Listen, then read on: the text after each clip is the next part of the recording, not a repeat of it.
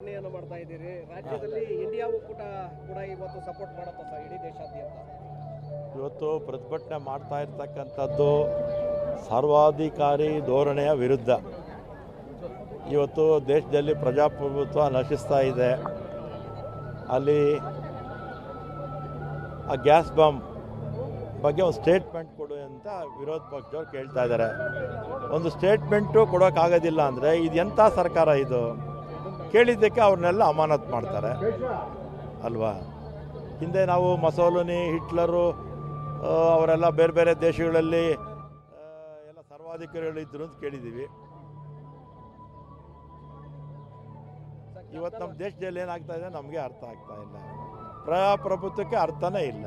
ಸದನದಲ್ಲಿ ಗದ್ದಲ ಮಾಡಿದ್ರು, ಆ ಕಾರಣಕ್ಕೆ ಅಮಾನತು ಮಾಡಲಾಗಿದೆ. ಈಗ ಏನಕ್ಕೆ ಗದ್ದಲ ಮಾಡಿದ್ರು ಹೇಳಿ? ಸ್ಟೇಟ್ಮೆಂಟ್ ಮಾಡಿ ಅಂತ ಕೇಳಿದರು. ಪಾರ್ಲಿಮೆಂಟ್ ಮೇಲೆ ಅಲ್ಲಿ ಬಂದು ಇವರ ವೈಫಲ್ಯ, ಅವ್ರು ಬಂದು ಆ ಗ್ಯಾಸು ಇದೇನೋ ಹಾಕಿದ್ರು, ಅದನ್ನು ಕೇಳೋತ್ತಪ್ಪ. ಒಂದು ಇದು ಯಾರು ಹೋಮ್ ಮಿನಿಸ್ಟ್ರು ಒಂದು ಸ್ಟೇಟ್ಮೆಂಟ್ ಮಾಡಿ ಅಂತ ಕೇಳೋತ್ತಪ್ಪ. ಸ್ಟೇಟ್ಮೆಂಟ್ ಮಾಡೋಕ್ಕೆ ಕೈಯಲ್ಲಿ ದೇಶ ರಕ್ಷಿಸ್ತೀವಿ, ದೇಶ ರಕ್ಷಕರು ನಾವು ಅಂತ ಇವರು ದೊಡ್ಡದಾಗಿ ಹೇಳ್ಕೊಳ್ತಾರೆ. ನ್ಯಾಯ ಕೇಳೋಕ್ಕೋದ್ರೆ ಅವ್ರನ್ನೇ ಅಮಾನತ್ ಮಾಡೋದು. ಇದೇನು ಪ್ರಜಾಪ್ರಭುತ್ವನಾ?